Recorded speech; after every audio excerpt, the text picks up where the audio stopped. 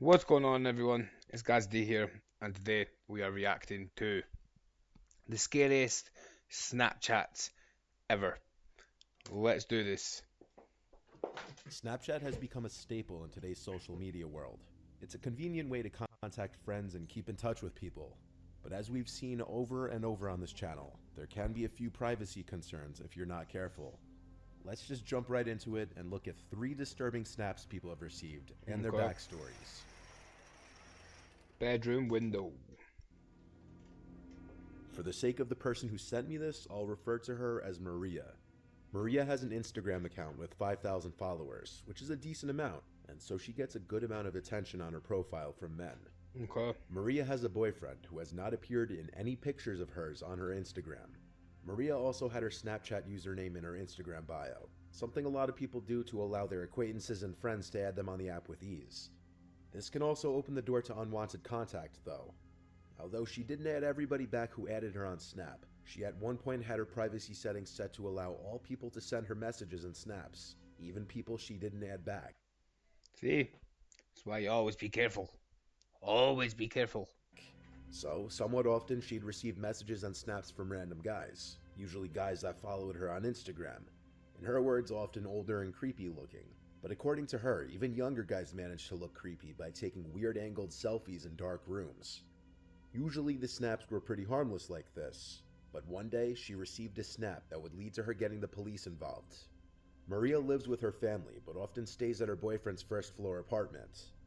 This location is not known to anybody except for her close friends who know of her boyfriend, making it all the more disturbing when she received this snap. It was a picture taken through the window to her boyfriend's bedroom. At the time the photo was taken, it's hard to see it in the dark. At that point, I'm dipping. At that point, I'm out. Like, completely out. But Maria was in the bed napping, and her boyfriend was in the living room watching football. There was no caption to the Snapchat, making it appear to be some kind of subtle threat. Maria didn't open the snap until much later in the night while going through snaps she'd received from various people she didn't know. By this time, it was a couple hours That's after the snap had been actually sent. terrifying. She panicked and screenshotted the snap and showed it to her boyfriend. From here, he replied to the account on her phone, asking who is this. Upon adding the person back, they saw the account had a pretty high snap score, which for those of you who may not know, a person's snap score represents how many times they have received or sent a snap. This account having a snap score in the 50,000 range meant it wasn't likely just a random spam account. The person replied, John, LOL. Maria's boyfriend replied back, we're calling the police, and See, John replied, "Okay, cool, let me know if you need help calling them." After this, the account blocked brass as her. fuck. The couple were left to wonder who this person was. A search through Maria's Instagram followers turned up multiple Johns, but with no last name on the account, it would simply be a guess as to who it could be. That same night, as the couple was sleeping, a crash from the living room woke them up.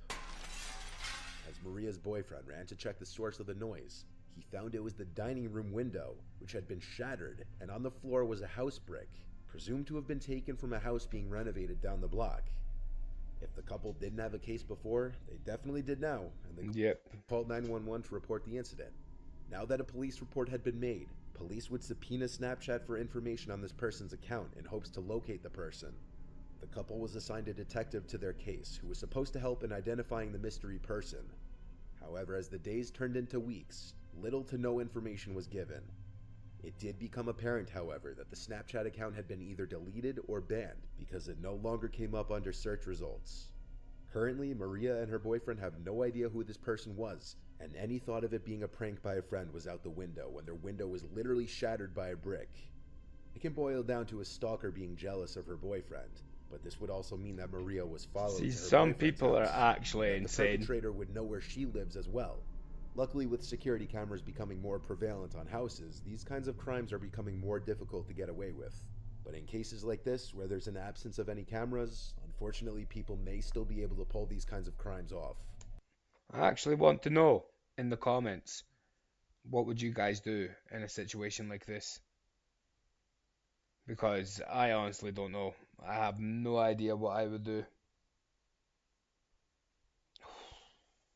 3 months later, and Maria and her boyfriend haven't seen any new activity at either of their homes. Sorry, adverts. Story 2. This next story comes from a college student named Tom from the University of Kentucky. Tom shares his location on the Snap Map feature, which, if you've been around my channel for a while, you know how things can sometimes turn out with that. Tom lives in a house off campus with 4 friends in a downtown area by a bunch of bars. The squad of guys often walk to and from these bars at night on the weekends. The night in question was no exception. Tom was on his way home from a nearby college bar, about a 15-minute walk from the house. At some point while walking home, he was on a quiet residential street with woods on one side, and he heard someone walking behind him. He turned to see a man holding out something in front of him, walking about 10 meters behind him. He couldn't tell what he was holding, but he didn't stare for too long because he didn't want to draw negative attention to himself. He noted that something about the sight of the man seemed ominous, though. The man was behind Tom for a while, until he turned to the block with his house on it. At some point before making it back, the man was no longer behind him, at least not that he thought. It was only after he made it back inside the house that he got a notification that he received a snap from his friend Luke, one of his housemates, who was home at the time. Luke had lost his phone that night though, so receiving a snap from his Snapchat account meant that somebody had his phone. Tom called his housemates downstairs before opening the video. He also turned a screen recorder on to capture the snap, and this is what they saw.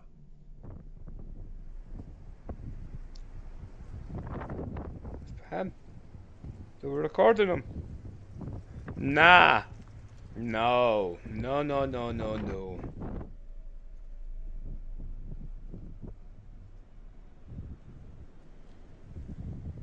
The snap was a video of Tom walking down the street towards his house.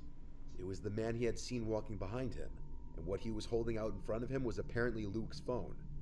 They had the idea to check the location of Luke's phone on the Snap Map, since he had his location enabled, as did Tom.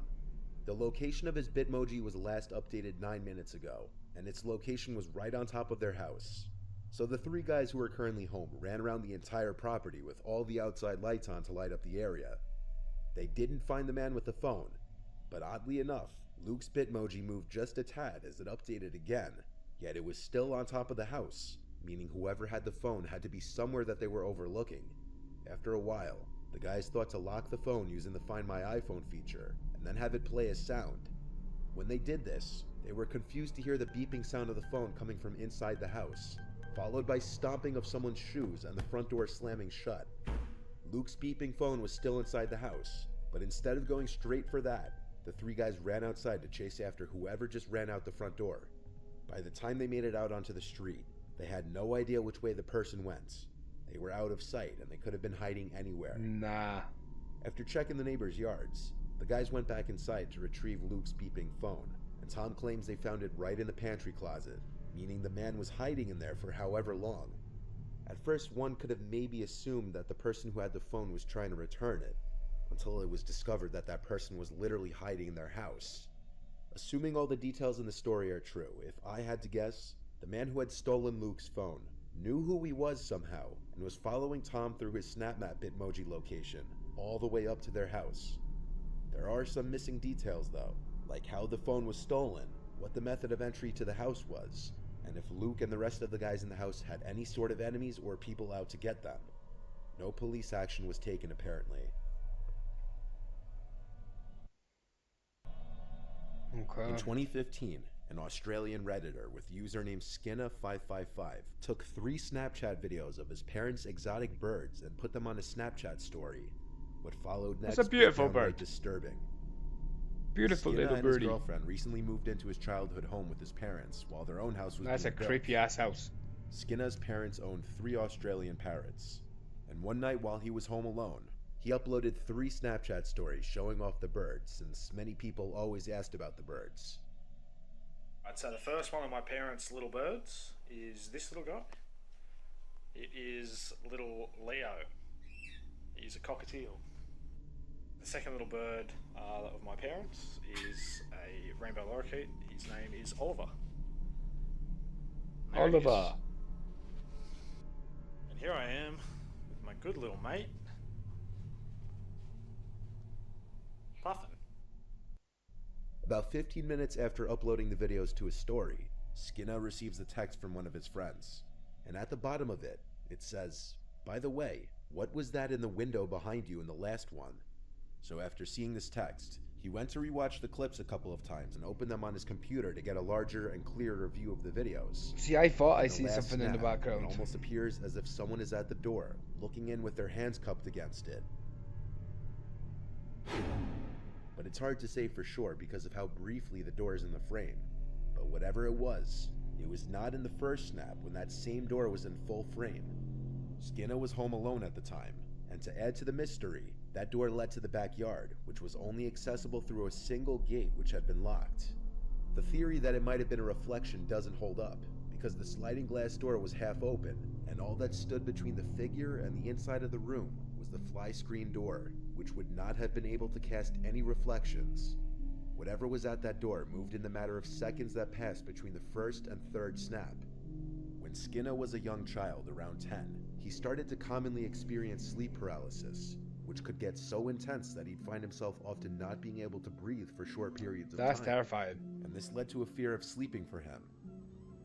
A couple years went by, and his sleep paralysis tendencies would worsen. During his episodes, he could not move and felt like something that meant him harm was in the room with him. Around the age of 14, he started to hear and see things like thuds and creaks. However, he always had one recurring vision, a faceless person looking in his bedroom window with their hands cupped up to the glass, similar to this image caught in his Snap story. When he moved out at age 18, he never had another episode. Nope. So for a few days after these snaps, nothing happens. But come Friday night, Skinner found himself home alone again. At around 10:15 p.m., while playing games on Steam with his friends, he starts to hear some relatively loud banging, loud enough that he could hear it even through his headset. It was coming from the screen door outside. He got up to film the sounds using his phone. The noises got louder and more frequent. Instead of outright opening the curtains and potentially finding himself face to face with someone on the other side, This he creepy walked ass through the house. kitchen into the laundry room to turn on the outside lights.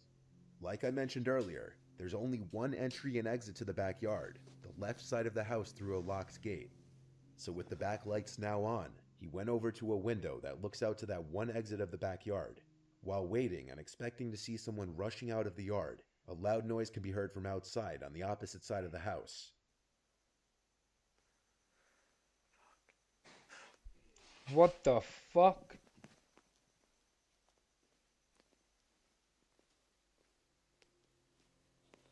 What is... He aims the camera at the window for a few moments, then turns on the kitchen lights, and seconds later stops recording. His reflection made me shit myself. He kept all the lights on until his parents returned home. He uploaded the videos to Reddit, and people started to help in examining the videos. After a few Redditors enhanced the videos, a big mass in the corner was revealed in the dining room. The figure begins to resemble a person. And Okay. to make it creepier, that figure is not there at the end of the video. Skinner called the police, and the video freaked even them out. They believed that a two-man team tried to rob his parents while they were away.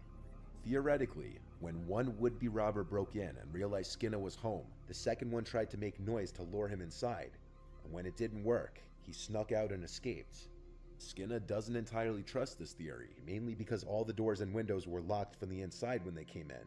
So how exactly would these guys have gotten in? Years later, this just remains to be another internet mystery, and what actually went down, we may never know. Okay. Well, that's the end of that. Thanks to Mr. Nightmare for this video. Yeah. Be safe.